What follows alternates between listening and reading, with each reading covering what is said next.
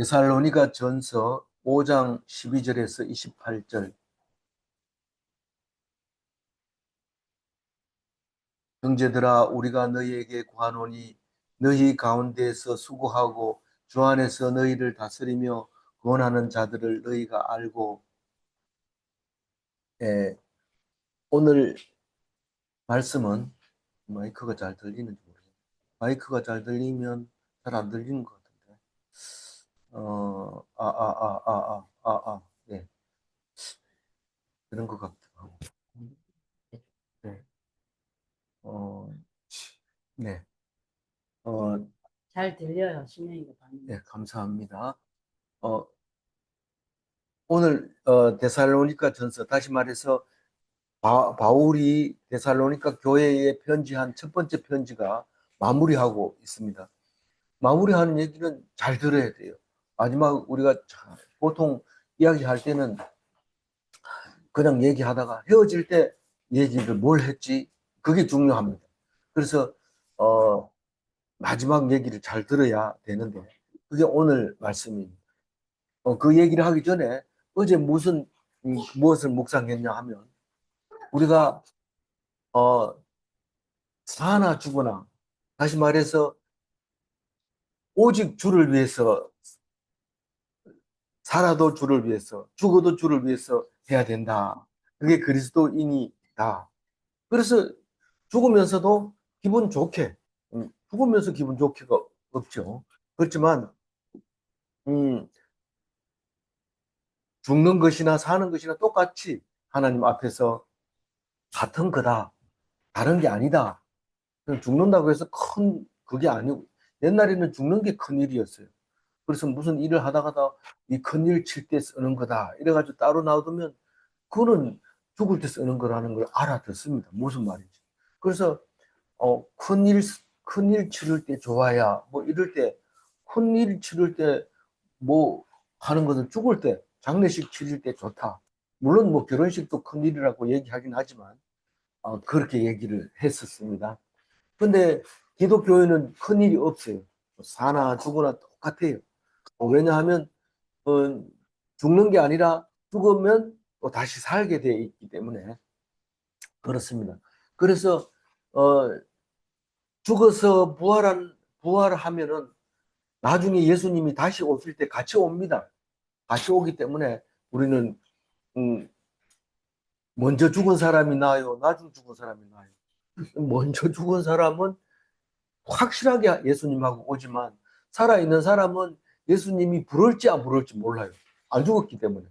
그런데 우리가 살아있는 사람 중에서 하나님의 사람이다, 믿음이 좋다, 이런 사람들이 있고 또 그렇지 않는 사람이 있어요. 그러나 실제로 천국 가보면 못 올 것 같은 사람이 와 있고, 그렇게 천국 가가지고 만나자 이랬는데 가보니까 없고 이런 사람이 있어요. 그런데 죽은 사람이 나은 이유가, 죽은 사람은 천국 가 있기 때문에 확실합니다. 그러나 살아있는 사람은 죽, 우리가 눈으로 봐서 구별이 안 돼요. 그래서 죽었는지도 몰라요. 그래서 살아 있어도 죽은 사람이 있고 죽어도 살아 있는 사람이 있어요. 그러면 우리는 사나 죽으나 주님을 위해서 산다고 할 것 같으면 죽어도 다시 살고 살아 있어도 죽음을 두려워하지 않는 것, 그게 하나님의 사람입니다. 그러니까 장례식에 가보면 울지 않으면 기독교, 울면 비기독교, 예수 안 믿는 사람들. 그래서 장례식장에 가면 기독교인의 장례식은 울지 않아요. 왜냐하면 잠시 이별인데 뭘 우냐. 오히려 더 고통 속에 살다 하는 것보다는 잠시 이별해가지고 천국 가서 다시 만나는데 낫다. 그렇게 얘기하니까 오히려 장례식장이 기쁨이 넘치고 그렇게 하는 것을 볼 수 있습니다. 그래서 어, 기독교인은 꼭 알아야 될 게 뭐냐 하면 죽어야 다시 산다는 겁니다. 죽은 뒤에 어떻게 아냐 이런데, 우리가 안 보이는 걸 믿는 게 믿음이지 눈에 보이는 걸 믿으라고 말할 필요도 없고, 보이는 걸 믿는 것은 믿음이 아닙니다. 안 보이는 거, 남들이 안 믿는 거, 그걸 믿는 게 믿음입니다. 그래서 우리가 죽어서 천국에 가면 거기 가면 누가 있어요? 그 믿고 죽은 사람들, 순교한 사람들이 다 있어요. 근데 거기서 누구랑 살아요? 예수님하고. 얼마나 오래 살아요? 영원히 살아요. 그 이름을 뭐라 그래요? 새 예루살렘이라고 해요. 거기 가면 어, 아무것도 없어요.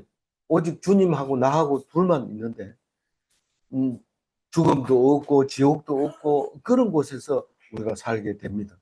그건 기쁘죠. 그래서 기독교인은 죽는 걸 겁을 내면 안 돼요. 그 겁을 내면 의심하는 사람이고 믿지 않는 사람인 거예요. 그래서 오늘 사도 바울이 데살로니가 교회에게 뭐라고 얘기하느냐 하면, 형제들아 우리가 너희에게 구하노니, 잘 들어야 돼요. 구하노니 이럴 때 잘 안 들으면 뭐라 했는지 모릅니다. 우리는 그 말을 잘 못 알아들으면 그렇게 울다가도 누가 죽은지 모르고 누가 죽었나 이런 물으면 얼마나 웃음꼴이 되겠어요. 그러니까 누가 죽었는지 알고 울어야지. 우리가 너희에게 구하노니 이러면 정신 차리고 들어야 돼. 너희 가운데에서 수고하고 주 안에서 너희를 다스리며 구원하는 자들을 너희가 알고, 이거 자세히 읽어보면 뭔 말이냐면 신앙의 지도자가 누군지를 알아라. 너희를 신앙을 지도하는 사람이 누군지 알아라. 그 말입니다. 우리가 너희에게 구하노니, 이 말은 수고하는 자, 말씀을 위해서 수고하는 자가 누군지, 다스리는 자가 누군지, 권하는 자가 누군지 잘 알아라. 너희가 알아야 된다. 누군지도 모르고 다 똑같이 생각하고 막 이렇게 막 썩여서 우리말로 그냥 미네도리하고 그냥 막 얘기하지만, 그러나 분명히 말하는데 신앙의 지도자가 누군지를 알아라. 그 얘기를 하고 있습니다. 13절 한번 읽어볼까요? 그들의 역사로 말미암아 하나님께서 위기 너희끼리 이 13절 얘기는 우리 이 사도 바울의 서신서를 읽어보면 너무 설명이 길어서 누가 주인인지 모릅니다. 이 옷을 차려입고 쭉 이렇게 치장을 해가지고 가면 사람들이 보고 있는데, 사람을 보는지 그 치장했는 그 옷이나 귀걸이나 뭐 머리 장식을 보고 있는지 구별이 잘 안 갑니다. 그래서 어떤 사람은 화장을 안 하고 치장을 안 하고 나타나면 누군지 몰라요. 그런데 이 바울의 성경이 쓴 말씀이 그와 같아요. 설명을 하도 잘해놔서 나중에는 그 읽기는 읽었는데 장식품만 읽고 나옵니다. 주인을 누구를 말하고 있는지 모릅니다. 그래서 자세히 읽어보려면 이렇게 이 꾸며놓은 이야기를 떼내고 나면 보입니다. 그래서 그게 이제 무슨 말이냐면, 그들의 역사로 말미암아, 이게 뭔 말이냐면 신앙의 지도자들의 역사로 일하는 것으로 말미암아 사랑 안에서 가장 귀히 여기며, 이 그 사랑 그 신앙의 지도자를 귀히 여기라는 것. 그리고 두 번째로 성도가 서로 화목해라 이 말입니다. 아주 쉽게 얘기하면 목사를 사랑하고 성도를 사랑하라 이 말입니다. 만약에 목사만 사랑한다 그러면 그거 목사 좋아할 것 같으면 그게 좋아하지 않습니다. 아주 불편합니다. 근데 목사가 볼 때 성도끼리 참 사랑을 합니다. 그럼 굉장히 기분이 좋죠.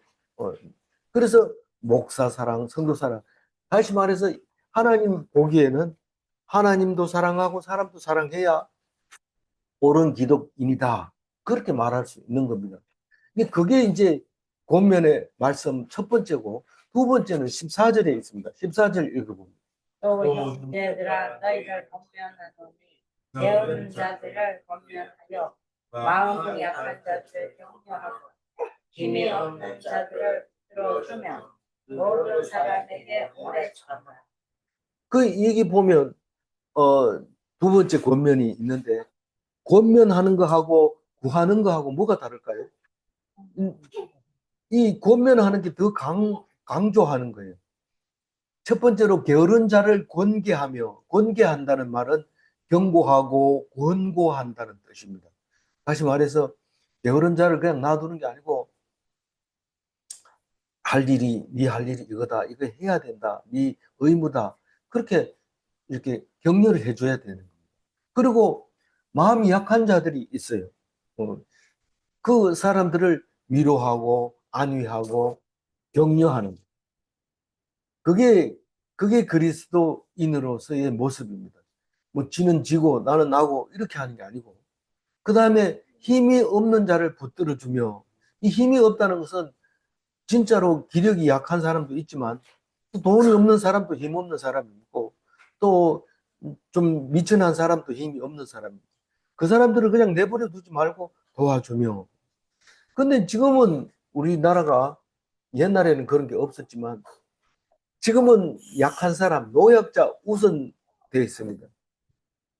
그래서 어디 가든지 이, 노약자 우선으로 이렇게 모든 길을 편리하게 만들어 놓고 그렇게 하는데 그 그게 당연한 거지만 그러나 약자는 약해야 약자인데 오히려 그거를 또 사용을 하는 경우도 있습니다. 내가 당연히 그런 걸 받아야지 이러면서 큰 소리 치는 사람이 있는데 힘 없는 자에게는 도와주는 거지 섬기는 것은 아닙니다. 그러니까 이거를 잊어버리면 안 되죠. 힘 없는 자를 붙들어 주며 도와주는 거죠. 이 붙들어 준다고 그러니까 생각나는 게 있는데 전에 선거에 선거 연습하기 전에 지휘자를 해서 기도할 때 지휘자의 손을 잡아주시고 이렇게 기도하니까 선거에 진행하는 사람 손을 잡으면 지휘를 어떻게 하나 이러면서 그렇게 하신 분이 있었는데 뭐 모르는 건 아니지만 그렇게 얘기를 한 게 기억이 났어요. 근데 우리는 그렇게 말을 알아들어야 되죠. 우리 도와주고 힘 약한 것을 들어 올려주고 그렇게 하는 걸 말하고 있는 겁니다. 그래서 어떻게 도와주는지 몰라서 못 도와주는 경우도 있어요, 사실은. 목소리가 안 좋아. 예? 그냥 이 목소리가. 이 마이크가 음, 지 스스로 조절하는 거라서 잘 안 될 수도 있습니다. 괜찮아졌대요. 예. 그리고 이제 외부 잡음을 이렇게 지가 감지해서 제일 좋은 소리로 하다 보면 목소리가 잘 안 들릴 수 있습니다. 어, 그래서 모든 사람에게 참으라 이렇게 얘기할 때 모든 사람에게 참으라가 뭔 말입니까? 모든 사람에게 어떻게 참으라? 오래 참으라. 우리가 살다 보면은 내가 여태까지 참았는데 도저히 못 참겠어. 이런 말을 참 많이 듣는데 하나님 앞에서는 도저히 못 참겠다가 없습니다. 끝까지 죽기까지 참아야 돼요. 그거는 뭐 이만큼 참았으면 됐지 뭐 이런 게 없습니다. 그건 자기 마음대로 안 참는 거죠. 하나님이 이제 그만 됐다 이럴 때 언제일까요? 어떤 경우에는 뭐 죽을 때까지 일 수도 있고 어떤 때는 거의 포기하고 있을 때 이제 됐다 이렇게 말할 때도 있습니다. 그래서 끝까지 참아라, 오래 참아라, 인내해라, 그리고 사람을 대해라 이렇게 얘기하고 있습니다. 누가 이 얘기를 하고 있어요? 사도 바울이 누구에게? 데살로니가 교인들에게. 바울이 예수를 믿고 처음 쓰는 편지라고 보면 돼요. 그래서 정성을 다해서 쓴 거예요. 그래서 잘 들어야 돼요. 15절을 한번 읽어볼까요? 삼가 누가 누구에게든지 악으로 악을 악을 갚지 말게 하고 서로 서로 대하든지 대하든지 모든 사람을 대하든지 항상 항상 따르라. 따르라. 이 악으로 악을 갚지 말고 이 말은 이건 참 저질이 그 악한 말을 했으니까 내가 꼭 갚고 말겠다. 그런 사람은 수준이 아주 낮은 거예요. 그건 짐승하고 비슷한 거예요. 그 우리는 악한 소리를 해도 견뎌야 돼요. 누가 누구에게 그렇게 하든지 마찬가지입니다. 뭐 부모가 얘기하면 참고 자식이 얘기하면 못 참고 이런 게 아니고 누가 누구에게 이 친구가 얘기하는 건 내가 참지만 저 친구가 얘기하면 못 참고 이런 게 아니고 누가 누구에게 악한 것을 했더라도 악으로 갚지 마라. 그리고 그러면 나 혼자 그냥 손해보고 나 혼자 억울하게 그냥 당해 죽으란 말입니까? 예수님은 우리를 위해서 십자가에 달려서 죄 없으면서도 온갖 죄를 다 뒤집어 쓰고 최고 인간이 받아야 될 악한 형벌을 받고 돌아가셨어요. 그걸 보고 배우라고 하는 건데 왜 내가 그래야 돼요? 이런 사람은 예수 안 믿는 거죠. 뭐 그래 하고 싶으면 하는데 다만 예수 안 믿는 거라는 것을 알아야 된다. 그 말입니다. 그러면서 항상 선을 따르라고 얘기하고 있습니다. 이 선을 따르라는 건 악으로 하지 마라. 이 악과 선이 어떻게 다르냐 하면 원래는 선이라는 뜻은 하나님 편에 서 있는 걸 선이라고 얘기를 해요. 그렇지만 선은 좋은 거, 기분 좋은 거, 그거를 선이라고 해요. 좋은 게 좋지 않느냐 이 말입니다. 좋은 게 좋지 않느냐 그 말입니다. 원래 선은 이 착할 선자는 한문으로 재단 위에 양을 이렇게 그려놓고 이게 선하다 이렇게 표현합니다. 물론 양이 선하긴 하지만 하나님 앞에 제사 지낼 때 그걸 선하다고 얘기를 해요. 다시 말해서 악한 사람을 만났거나 기분 나쁜 사람을 만났거나 못마땅한 사람을 만났을 때는 어떻게 해야 된다고요? 하나님께 기도해야 돼요. 그거를 내가 고쳐가지고 내 마음대로 할 수 있도록 해가지고 고쳐서 써야지. 그렇게 생각하면 안 된다 이 말입니다. 하나님께 기도하면서 왜 이렇게 악한 사람을 나에게 내 마음에 안 드는 사람을 내게 보내줬어요 라고 그런 기도를 하면 하나님이 대답을 해줘요. 하나님이 입 다물고 있는 분이 아닙니다. 성경 속에서 다 이야기를 합니다. 내가 네 모습을 보여주려고 거울을 내가 보여줬다. 그 소리 들으면 성질 나죠. 내가 그렇단 말입니까? 이러면서 막 내들지만 깊이 생각해 보면 인간은 다 똑같아요. 누구나. 특별한 사람 없습니다. 내 마음에 안 들어서 그렇지 돌아서면 다 남들이 나를 똑같이 보고 있는 겁니다. 그래서 서로 대하든지 모든 사람을 대하든지 일어났어요. 서로 대하든지 이 말은 상호간에 서로 좋게 하라 이 말이에요. 서로 대하든지 항상 선을 따르라. 모든 사람을 대하든지 항상 선을 따르라. 서로 좋게 하고 그리고 일방적이라도 좋게 해결해라. 그 말입니다. 좋게 만약에 기분 나쁘게 헤어졌다고 할 것 같으면 자기는 평생 기분 나쁩니다. 그 사람은 어디 길 가다 만나도 그날 기분 나쁩니다. 그러나 내가 억울하지만 기분 좋게 헤어졌다면 그것은 나중에 만났어도 내가 억울함을 당했기 때문에 그 사람을 봐도 당당하고 그렇게 되는 겁니다. 그래서 이 15절 말씀을 읽을 때 알아들어야 돼요. 삼가 이 말은 조심해서 누가 누구에게든지 이거는 상대방이 누군지 관계없습니다. 아는 사람, 모르는 사람, 처음 본 사람, 음, 헤어지면 다시 안 볼 사람 다 상관없습니다. 누가 누구에게 하든지 악으로 갚지 마라. 그 얘기를 하면서 누구를 대하든지 모든 사람을 대하든지 항상 선을 따르라.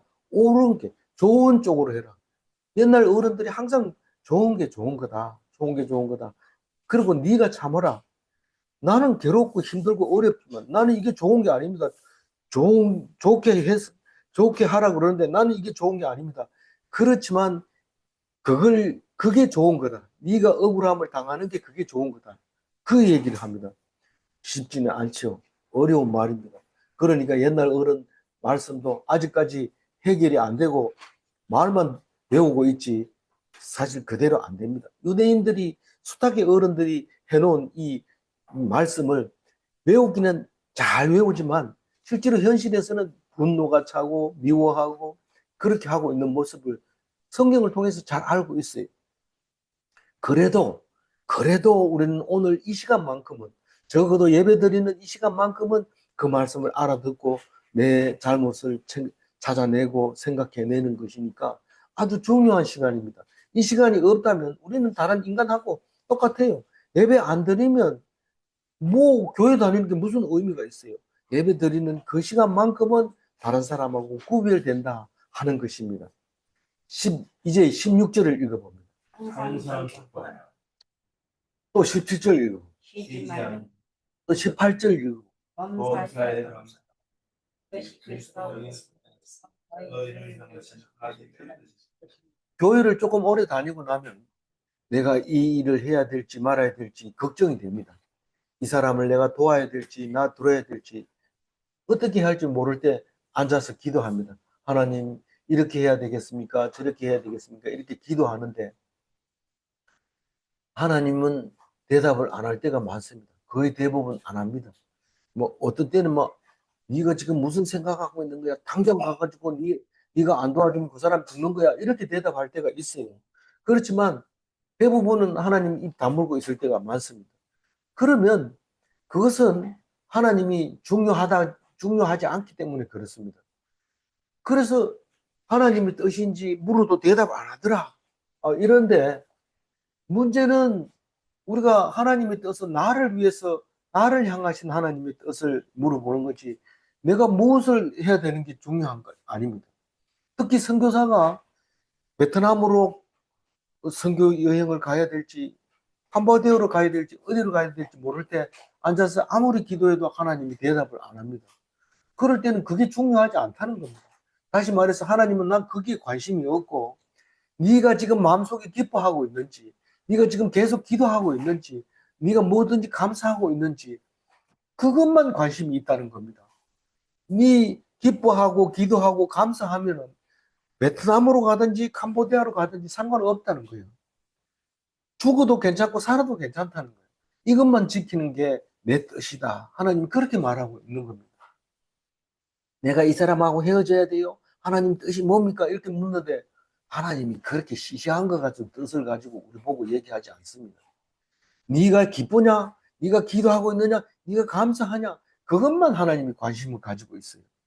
그러면 기뻐하고 기도하고 감사하는 사람 앉으면 입에서 나오는 소리가 감사합니다. 고맙습니다. 은혜스럽습니다. 이런 얘기를 해야지. 뭐 입에서 나오는 게 계속 불만이고 흉보고 미워하고 욕하고 내가 싸웠던 얘기하고 이러면 어떻게 될까요? 이것은 하나님의 뜻이 아니라는 겁니다.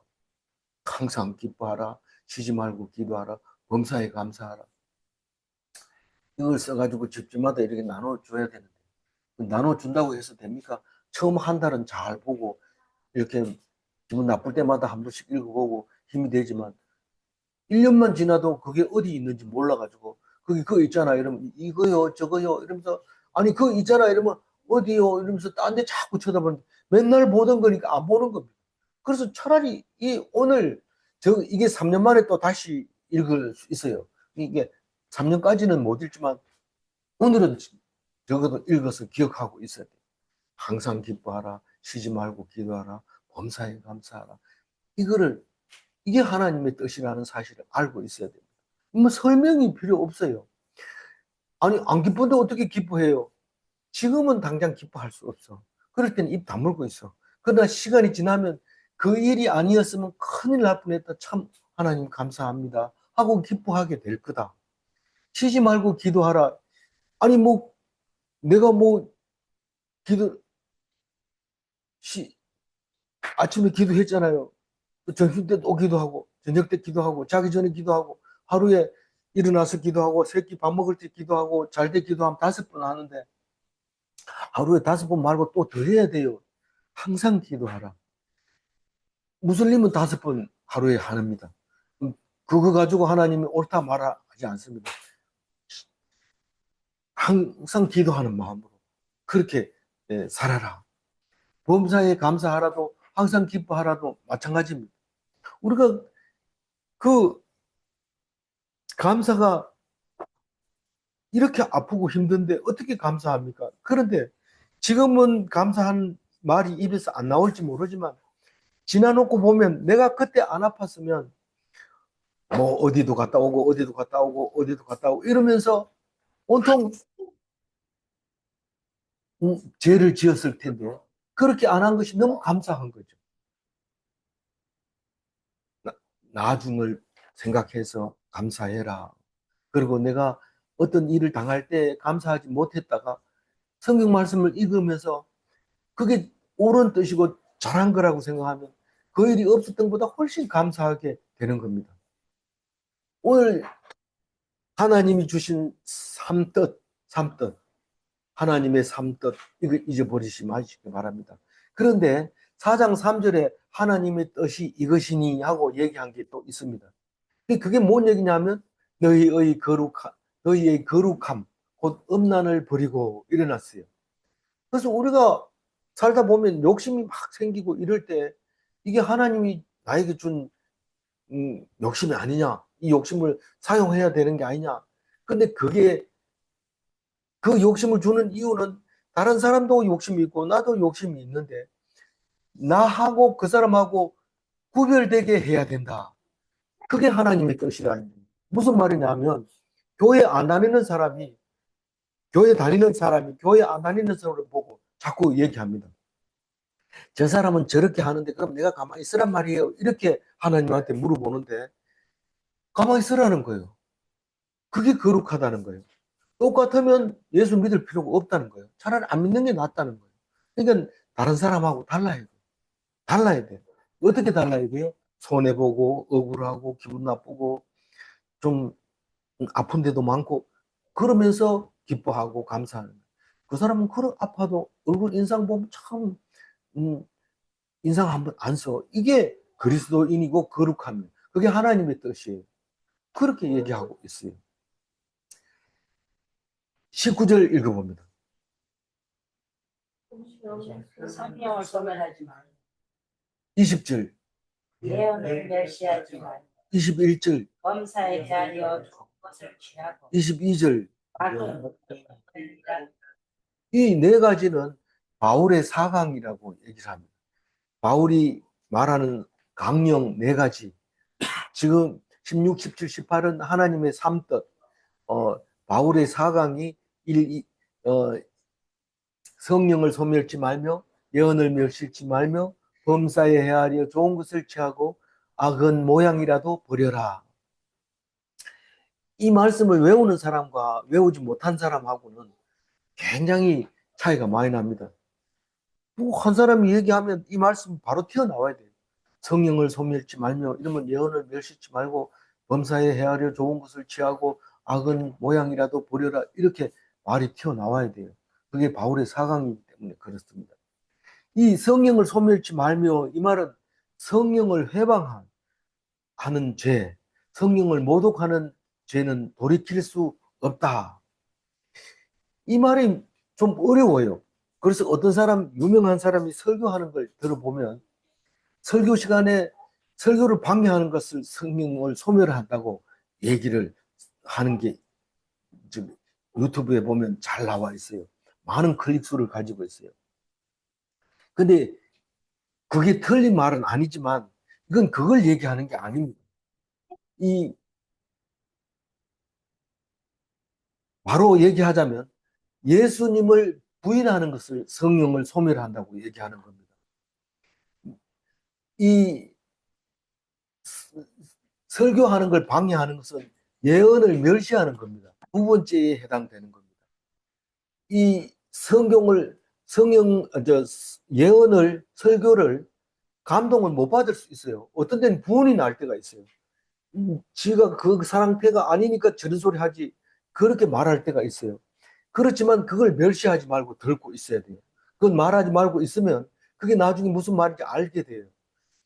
근데 이 성령을 소멸치 말며 이 말을 설교하며 똑같은 분이 뭐라고 얘기하냐면 막 방언하고 막 이러는 걸 병고치고 이런 거를 아주 부인하고 그것을 잘못됐다고 얘기하는 목사들이 있습니다. 이렇게 얘기하는 그분이 그렇게 얘기합니다.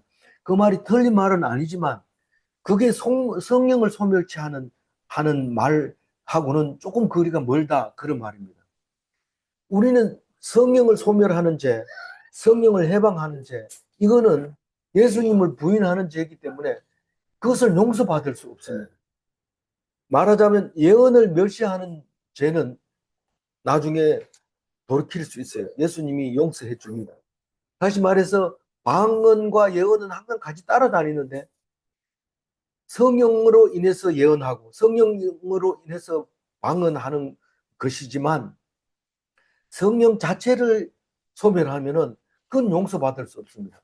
우리가 예수를 잘 못 알고 욕하고 막 그렇게 할 수는 있어요. 이건 잘못된 거다. 이거는 이렇게 말할 수 없다. 이렇게 하지만 그러나 예수님 자체를 부인한다는 것은 용서받을 수 없는 것이 되는 거예요. 그게 성령을 소멸치 말면데 이게 가장 중요한 겁니다. 예수님을 부인하면은 용서받을 수 있는 것은 아무것도 없습니다. 그러나 예수님만 부인하지 않으면 다른 어떤 죄도 다 용서받을 수 있습니다. 용서받지 못하는 죄가 하나도 없다는 겁니다. 중요한 말입니다.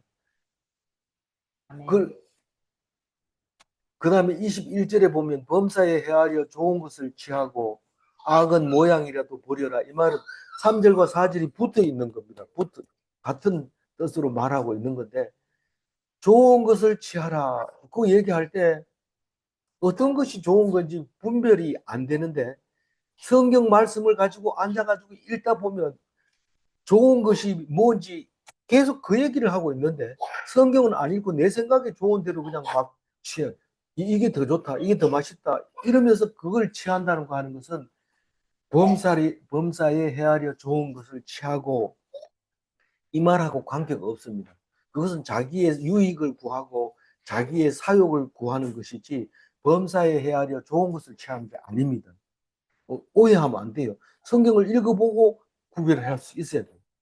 악은 모양이라도 버려라 이랬을 때 그냥 농담이야.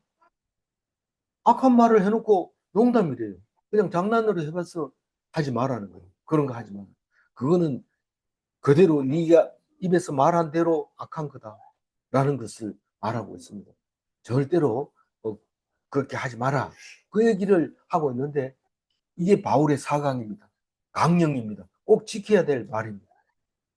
19절, 20절, 21절, 22절 다시 한번 읽어봅니다.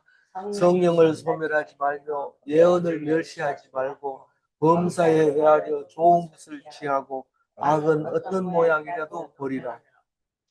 23절 읽어봅니다.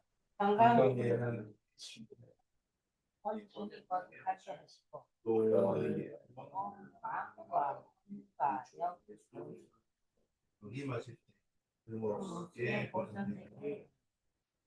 여기서 마지막 이제 인사를 하는 거예요. 작별 인사를 하는데 축복하는 거죠. 축복하는 건데 온전히 거룩하게 하시는 누가 온전히 거룩하게 하십니까? 하나님이 우리를 온전하게 하신다 그 말입니다. 우리가 온전하게 돼야지 이러면서 속이 부글부글 끓어도 억지를 참고 이러면 조금은 됩니다. 그러나 도저히 못 참을 때까지 가게 되기 때문에 하나님께 기도해야 됩니다. 하나님 나를 온전하게 거룩하게 해주세요 라고 기도를 해야 그게 옳은 기독교입니다. 내 노력으로 안 돼요. 그냥 기도는 돼요. 근데 흠이 없다는 것은 뭐가 흠이 없다는 거야. 영도 흠이 없고 혼도 흠이 없고 육도 흠이 없어야 된다. 육이 흠이 없다는 것은 뭐 흔히 나거나 한쪽 발이 떨어져 나갔거나 눈이 멀었거나 이게 온전하지 못한 거 아닙니까? 사실은 여육이라고 하는 것은 그 말이 맞습니다. 그래서 우리는 함부로 몸을 다루면 안 됩니다. 어떤 사람은 막 문신을 새기고 몸에 상처를 내고 피어싱을 하고 막 이러는데 그건 제가 볼 때는 온전한 건 아닌 것 같아요. 몸을 그려놓으면 회복을 못해요. 뭐 구멍 뚫어놓은 거 뭐 맺고 저 이러지만 그건 안 하는 게 좋겠고 그 다음에 문신하는 거 지우면 되지 뭐 잘 안 지워집니다. 그리고 또 뭐 상처를 내서 이렇게 하는 거 지금 우리나라는 그렇게 상처 내는 건 없지만 중동 지방에는 옛날에 슬프면 막 칼로 막 표시를 하기도 하고 일부러 뭐 조폭 두목은 얼굴에다가 흉터를 만들고 이렇게 하는데 그런 거는 온전치 못합니다. 근데 여기서 보면 영과 혼과 육으로 나눕니다. 사람을 영과 혼과 육으로 나누는데 어떤 건 구별이 잘 안 될 때가 있어요. 이 혼은 정신을 말하고 있는 건데 마음을 말하고 있는 건데 이건 짐승에게도 있는 거예요. 혼이. 그래서 혼이 나가면 어떻게 돼요? 식물 인간이 되는 거예요. 혼이 있어야 사람이 살았다고 볼 수 있어요. 그럼 영은 뭡니까? 영은 혼하고 달라서 악령이 있고 성령이 있어요. 그래서 이 혼 속에 영이 있다고 보면 되죠. 다시 말해서 영은 혼 위에 있는 거죠. 영을 성령이 임하면 최고 인간으로서의 그 이상은 안 됩니다. 영 위에는 천사밖에 없어요. 그러니까 영으로서 성령과 악령이 있는데 그 혼을 뒤흔들어 놓는 게 영입니다. 그래서 악령의 지혜도 성령의 지혜도 겉으로 보기는 비슷합니다. 그러나 악령은 사람을 피폐하게 하고 점점 못되게 하지만 성령은 그 혼을 맑게 하고 육신을 더 건강하게 해주는 게 성령입니다. 우리는 성경을 읽어보면 구별할 수 있어요. 이걸 구별을 못해서 어떤 거냐 쩔쩔매고 이렇게 할 필요가 없어요. 우리는 성령은 혼보다 더 고귀하고 남들이 찾지 못하는 것을 찾는데 기독인은 그 영을 잘 찾아냅니다. 그래서 악령이 들린 사람과 성령이 들린 사람은 남들이 볼 때는 비슷해도 완전히 다릅니다. 성령이 임하면 누가 욕해도 씩씩 웃고 성령이 임하면 누가 나쁜 말을 해도 아파도 그것을 잘 견딜 수 있는 힘을 갖고 있는 것이죠. 그렇게 되면 예수님께서 강림하실 때, 재림하실 때 하나도 흠이 없게 보존되면 우리는 자동으로 하나님께 들림받아서 천국에 올라가게 되고 하나님과 만나서 영원히 살게 되는데 그게 새 예루살렘이라는 사실을 우리가 알게 되었습니다. 24절 읽어봅니다. 너희를 부르시는 이는 미쁘시니 그가 또한 이루시리라. 무슨 말이냐면 미쁘시다는 게 우리 잘 안 쓰는 말이죠. 믿을만한 이런 말이죠. 그래서 하나님은 믿을만해요. 믿을만한 게 하나도 없는데 딱 하나님만 믿을만해요. 그래서 하나님이 말씀하신 건 반드시 이루신다. 그렇게 얘기합니다. 왜냐하면 미쁘시기 때문에. 그래서 우리를 부르는 것은 우리를 부르고 사명을 준 것은 하나님이 반드시 마지막 날 하나님께서 영원한 삶으로 인도해 주신다고 막 약속을 했기 때문에 우리가 교회 나가기 시작하면 성실하게 순적하게 믿을 수 있는 힘이 어디서 나오냐면 하나님은 미쁘시다. 그것 때문에 갈 수 있다는 겁니다. 그래서 남들은 가다가 둘지 언정 나는 죽기까지 간다. 물론 몸이 아프거나 힘들어서 못 가는 경우도 있지만 침상에서 또 하나님께 기도하면서 성경을 읽으면서 요즘은 얼마나 좋은지 교회 안 가도 설교 들을 수 있고 찬송 부를 수 있고 다 할 수 있습니다. 그리고 교인들 만나기 어렵잖아. 이런데 누워 있으면 다 신방 옵니다. 실은 고백하고 그리고 힘들어가지고 못 간다는 사실을 얘기하면 오늘 설교가 무슨 말이에요. 그리고 설교 안 들어도 그 틀어주면 다 들립니다. 어떤 교회도 다 녹음이 되고 녹화가 되고 있습니다. 그러니까 들으면 되고 또 교인들을 만나려면 전화하면 되고 또 신방 와달라 하면 옵니다. 다 신방 대원이 다 교회마다 있기 때문에. 그래서 가면 좋지만 못 가게 되면 그래도 교회 생활을 할 수 있습니다. 25절 읽어봅니다. 형제들아 우리를 위하여 기도하라. 이제 25절부터 끝에까지는 부탁을 하는 거예요. 부탁. 요청을 하는 거죠. 우리가 헤어지면서 축복해놓고는 그 다음에 부탁한대 이렇게 하고 부탁하는데 당부하는 거, 명령하는 거. 그 신명기가 모세가 죽으면서 신신당부하는 게 신명기입니다. 신명기는 신신 명령할 때 명자인데 당부라고 해놓으니까 말을 안 들어요. 우리가 당부한데 그렇게 당부해놔도 말을 안 들어요. 이 누가 얘기해도 안 듣는데 부모가 얘기할 때는 더 안 들어요. 부모가 자식을 당부해놓고 어디 갔다 오면 안 했어. 내가 그렇게 신신당부해놨는데 말을 안 들었냐? 우리 다른 건 몰라도 그 말은 참 많이 들었어요. 그렇게 신신당부했는데도 말을 안 들었다. 이 소리는 수없이 듣는데 신명기를 사람들이 다 마음속에 간직하면 좋겠지만 사람들이 거의 대부분 그 신명기의 말씀을 마음속에 안 담아둔다는 겁니다. 그러니까 율법으로 아예 신명기를 들어라 쉐마 그게 신명기의 말이거든요. 그거를 문 앞에다가 다 이렇게 통을 넣어가지고 신명기를 써서 넣어놓습니다.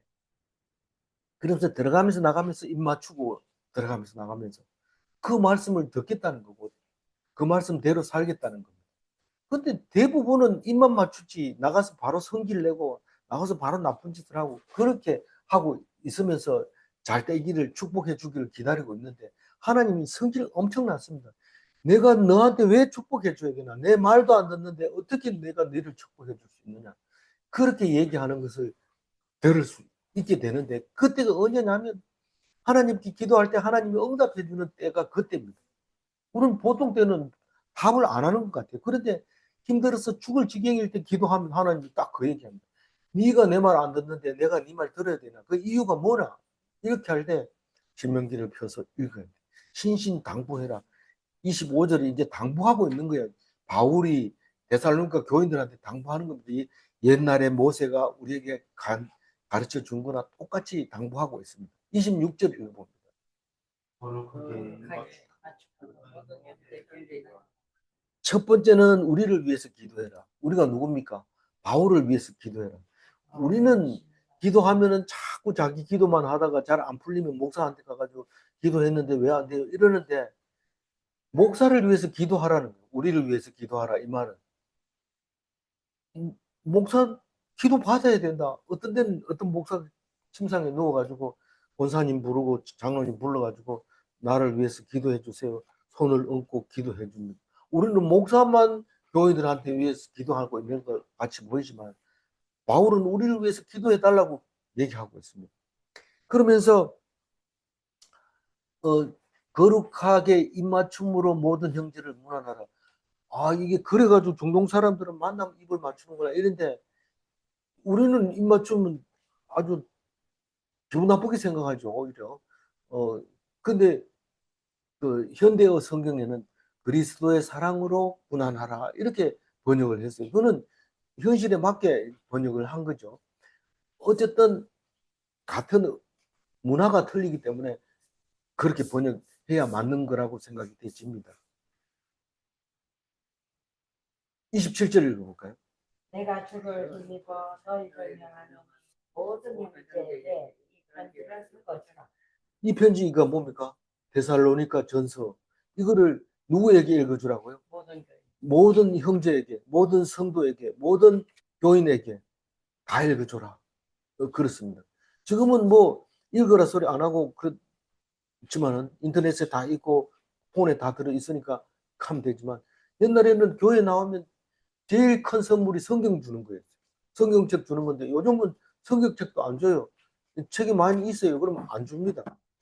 그래서 인터넷에도 있고 뭐 버튼 누르면 읽어주기도 하고 그러니까. 그런데 이 편지를 이때는 하나밖에 없기 때문에 다 돌아가면서 읽어요. 나중에는 걸레가 돼가지고 너덜너덜한데 그것도 읽어주고, 들었는데 또 듣고, 그렇게 하라고 신신당부하고 있는 겁니다. 그래서 말을 안 들을까봐 뭐라고 말하냐면, 뭐라고 말해요?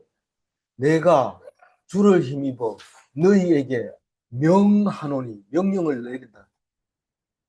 당신이 무슨 권한으로 우리에게 명령합니까?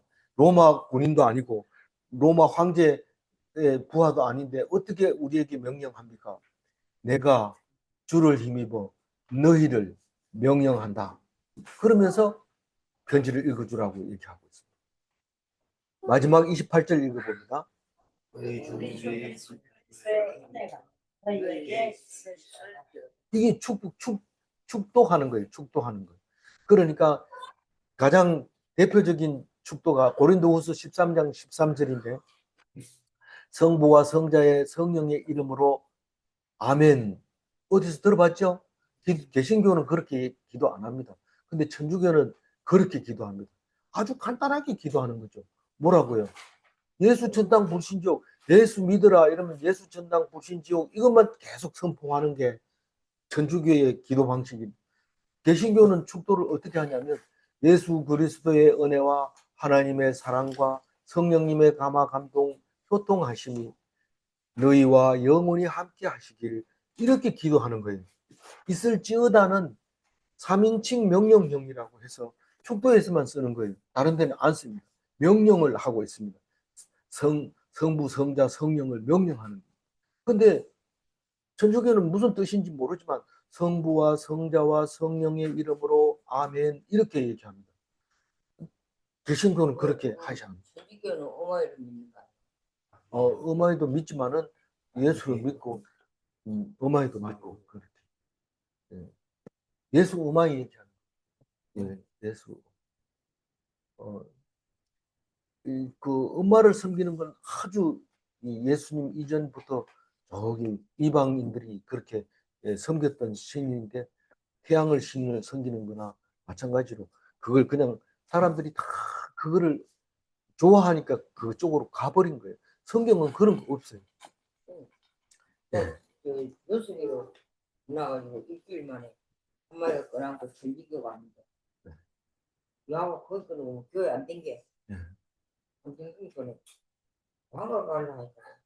방가 가려 했는데 아저씨가 어디 저 마차 버렸어. 내가 배틀이나 아니나 하고 맨날 보러 가도 눈치도 안 나와. 그래요. 얘기도. 그 끝나고 나서 또 자세하게 이야기해 주세요. 16절, 17절, 18절 색깔 칠해놓은 거 하이라이트만 읽고 마무리하겠습니다. 항상 기뻐하라, 쉬지 말고 기도하라, 범사에 감사하라. 하나님의 뜻은 어려울 때도 기뻐해야 합니다. 믿습니까? 하나님의 뜻은 고통 속에서도 감사해야 합니다. 예. 아멘. 네. 질문합니다. 하루에 5번 기도하면 부족한가? 부족합니다. 항상 기도해야 돼요. 질문합니다. 큰 일을 하는 것은 하나님의 뜻이 아닌가? 큰 일은 하나님이 하시고 우리는 항상 기뻐하고 기도하고 감사해야 되는 것이 우리의 할 일입니다. 딴 거 없습니다. 나머지 하나님 다 큰일 해주세요라고 기도하면 반드시 큰일을 하나님이 해주십니다. 기도하겠습니다. 하나님 감사합니다. 우리에게 데살로니가 전서를 보내주셔서 잘 묵상하게 하시고 마무리할 수 있게 해주셔서 감사합니다. 항상 기뻐하고 쉬지 말고 기도하고 범사에 감사할 수 있는 하나님의 뜻을 뜻대로 행하는 우리가 되게 하여 주시고 세상에 큰일 했다고 자랑하는 것이 아니라 하나님 말씀 잘 순행했다고 자랑할 수 있는 하나님의 백성 되게 하여 주시고 죽어서 죽음을 이기고 영원한 새 예루살렘에 들어가는 교인이 되게 하여 주옵소서. 열심히 노력하다가 천국 가지 못하는 불쌍한 교인 되지 말게 하여 주옵소서. 오직 말씀 붙잡고 기쁨을 누리게 하여 주옵소서. 감사하옵고 예수님 이름으로 기도 올려옵나이다. 아멘.